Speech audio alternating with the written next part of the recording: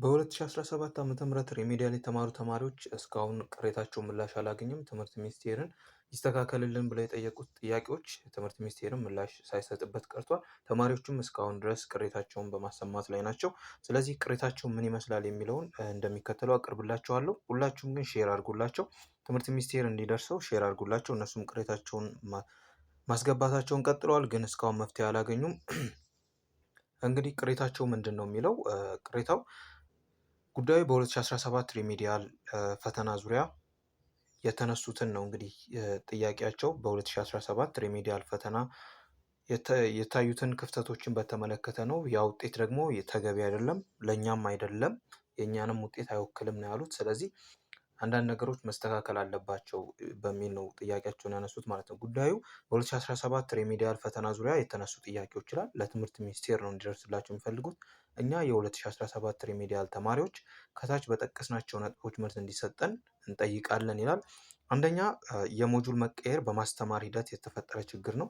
የሞጁል መርሃ ግብር እንግዲህ የሞጁል መርሃ ግብር ሲቀየር አውትላይን ኮንተንት ብቻ መላኩ ጫና ፈጥሮብናል ነው ያሉት። እንዴት ከተባለ ይህንን አውትላይን ኮንቴንት እንደ ሰላሌ ዩኒቨርሲቲ ሌክቸር እና የጎንደር ዩኒቨርሲቲ ሌክቸር ኖት የሚያወጣበትና ለተማሪዎች የሚያስረዱበት መንገድ መለያየቱና እኛ ተማሪዎች የድሮን ሞጁል ቶሎ አጥንተን ለፈተና ራሳችንን ብቁ ለማድረግ በምንሞክርበት ጊዜ ይህ ለውጥ በመምጣቱ እኛ ተማሪዎች ጭንቀት ውስጥ እንድንገባ አድርጎናል ነው። ይህንን በአጭሩ ስገልጽላችሁ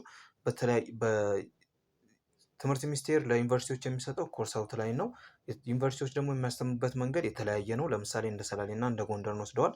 ስለዚህ ይህ እኛን ጫና ፈጥሮብናል። ሌላው ደግሞ ያልተቀየሩም ወይ ደግሞ የድሮ ሞጁል አጥንተን ስለጨረስን ወይም ደግሞ ለፈተና በዝግጅት ላይ በነበርንበት ወቅት ድንገት በአዲስ ሞጁል በመቀየሩ የተፈጠረብን መረበሽ ጫና አድርጎብናል ነው የሚሉት።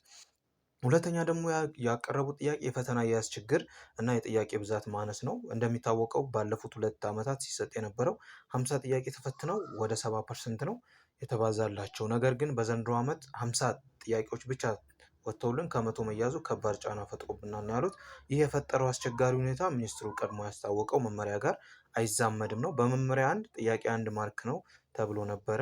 ነገር ግን በውጤት ማሳያ ጊዜ ጥያቄዎች በ2 ተባዝተው መውጣታቸው እኛ ተማሪዎች ላይ ጫና ተጨማሪ የሆነ ውጤት አያያዝ በደል ተካሂዶብናል ነው ያሉት። ሁለተኛ ደግሞ በሀገር አቀፍ የፈተና አሰጣጥ ደረጃ 50 ጥያቄዎች ወጥተው በ2 ተባዝተው ከመቶ ተይዞ የማያውቅ በመሆኑ እጅጉን አሳዝኖናል ብለዋል። ሌላው ደግሞ የፈተና አወጣጥ ችግር ነው። የፈተና አወጣጥ ችግር ፈተናውን በ4 ዙር የተፈተንን ሲሆን የፈተና ይዘቱ ተመጣጣኝ አለመሆኑና ፈተና አንድ ምዕራፍ ላይ ብቻ ያተኮረ መሆኑ፣ ሌላኛውና የመጨረሻው የፈተና መሰረቅ በ2017 ዓ.ም የተካሄደው የሪሚዲያል ፈተና ህጋዊ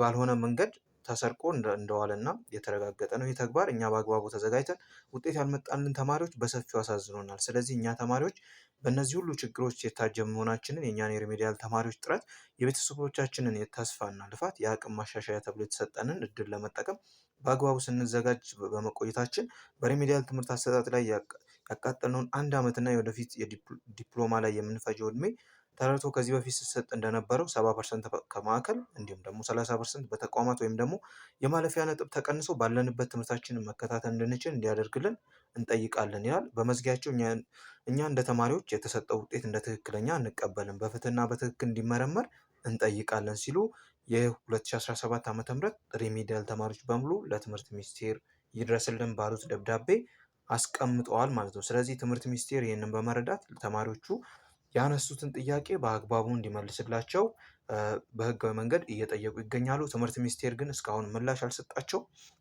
ምላሹንም በመጠባበቅ ላይ ናቸው። ይህንን ቪዲዮ ሼር በማድረግ ለትምህርት ሚኒስቴር እንዲደርስ ጫና ማሳደር አለባችሁ። ሼር አድርጉ። እየቆራረጣችሁ በቲክታክ ላይም ሼር ማድረጋችሁን እንዳትረሱ።